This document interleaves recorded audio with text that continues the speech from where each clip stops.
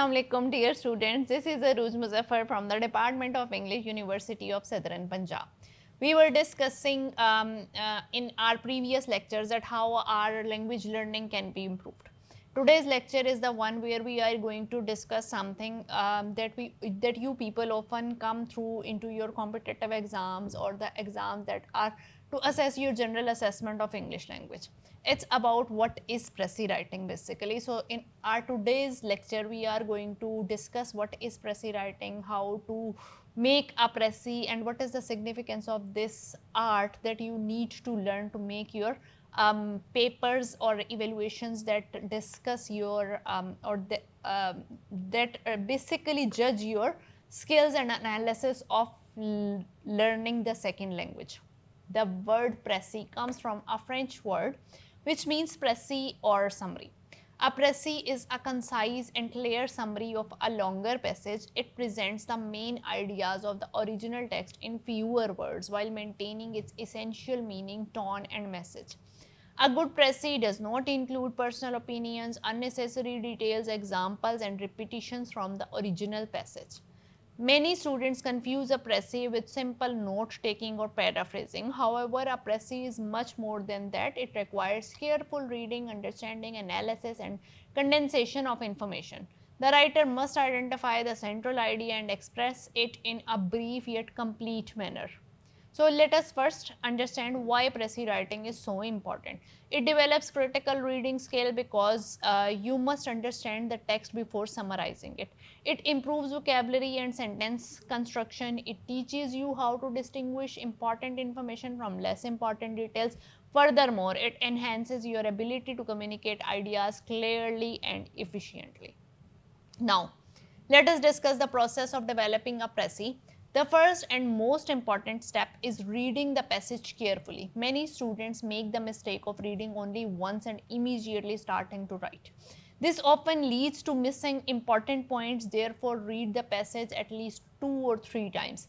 During the first reading, try to understand the general meaning. During the second reading, identify the main ideas and supporting points. And during the third reading, note important facts and eliminate unnecessary details. That's how you go through making your précis in an effective way. While reading, ask yourself some questions. What is the author trying to convey? What is the central message of the passage? What points support the main idea? Which details are merely examples and which are the illustrations? These questions help you distinguish essential information from secondary information, and the next step, which is very crucial one, is to identify the main theme. Every passage revolves around a central idea. This idea serves as a backbone of your précis. Without understanding the main theme, you cannot produce an effective summary. Try to express the central idea in one sentence. If you can do this successfully, you have to understand the passage basically, because obviously passage is the guide that is going to make you lead towards the précis. After identifying the main theme, underline or note down the key points. These are the ideas that directly contribute to the author's message. Avoid focusing on examples, quotations, descriptive details, or repetitive sentences or statements. Such information may enrich the original passage, but it is usually unnecessary in a précis. The next stage involves organizing the information. Before writing, prepare a rough outline, arrange the key points logically. The order should generally follow the structure of the original passage. This helps preserve the author's line of thought and ensures coherence in your précis. So it must be done with great care. Now comes the actual writing stage. Begin by expressing the main ideas clearly, then include the supporting points in a logical sequence. Use your own words as much as possible. Copying sentences directly from the passages should be avoided unless certain terms are essential to be done into that way. One of the most important principles of précis writing is brevity, which Hamlet calls brevity is the soul of it. A précis is usually about one-third of the original passage. Although specific requirements may vary, the goal is to reduce the length significantly without losing important information. Every sentence should contribute directly to the central message. Another important principle that needs to be discussed over here is clarity. Your Prezi should be easy to understand. You should use simple and direct language, avoid complex sentences, structures that may confuse the reader. Remember that a good Prezi communicates the message effectively and efficiently. Objectivity is also equally important while doing a Prezi. A Prezi should reflect the author's ideas, not the writer's opinion. Do not add comments, criticism, personal interpretations, or additional information. Your task is to present the author's message accurately and fairly. So, you have to do it very carefully. Maintaining the original meaning is another crucial requirement as well. Even though you are shortening the passage, the fundamental message should remain unchanged, and this is something which is very difficult to be done. Distorting or misrepresenting the author's ideas defeats the purpose of whole Prezi writing, which is often done by students. Let us also discuss the importance of coherence. A Prezi should read as a complete and unified piece of writing. The sentences should connect smoothly, avoid presenting information in a list-like manner, use appropriate linking words and transitions where they are necessary to be put into that way. So, you have to do it in a very accurate and careful way. Students often wonder whether they should include examples from the original passage or not.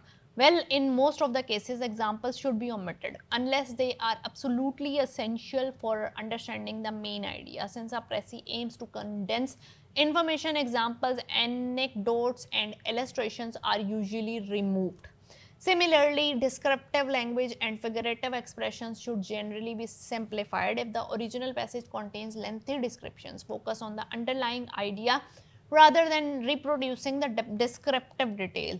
Another useful technique is replacing lists with general terms. For example, if a passage mentions several types of fruits such as apples, oranges, bananas, grapes, pineapples, you can simply write fruits in your Prezi.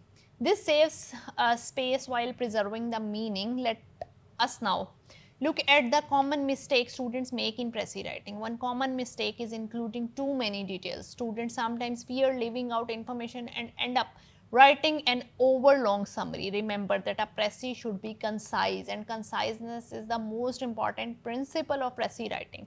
Another mistake is copying directly from the original text. This demonstrates limited understanding and weakness of the quality of the Prezi. Always try to use your own words while meaning the original meaning.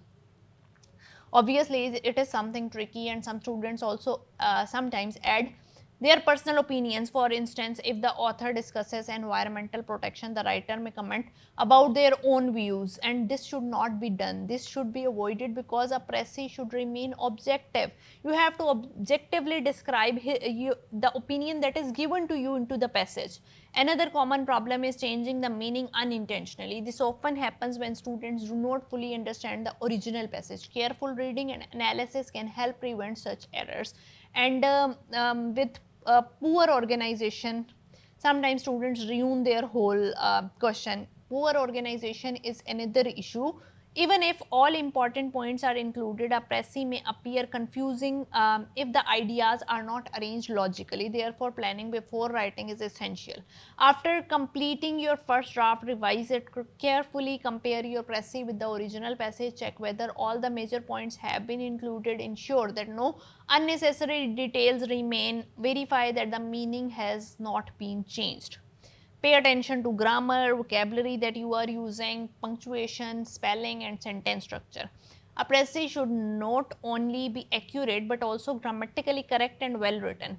Editing is an important part of the writing process as well. It is also useful to count the words if a specific word limit has been given. Many examinations require students to reduce a passage to a certain length, and that is generally 1/3 length. Exceeding the limit may result in lower marks, and regular practice is the key to mastering the Prezi writing. Start with short passages and gradually move to longer and more complex texts. Read newspaper articles, essays, and academic texts, then practice summarizing them. Over time, you will become more efficient at identifying key ideas and expressing them concisely. And remember that Prezi writing is both an art and a skill. It requires patience, concentration, and practice. The more you engage with different types of text, the stronger your summarizing abilities will become. So, what you need to do is to stay focused and consistent. To conclude, developing a good Prezi involves careful reading, identifying the central idea, selecting key points, organizing information logically, writing concisely in your own words, maintaining objectivity, and revising thoroughly. A successful Prezi preserves the essence of the original passage while presenting it in a shorter and clearer form. By following these steps consistently and practicing regularly, you can become an effective Prezi writer and improve your overall writing and comprehension skills. Thank you for listening, and I hope this lecture helps you understand how to develop a clear, concise, and effective Prezi.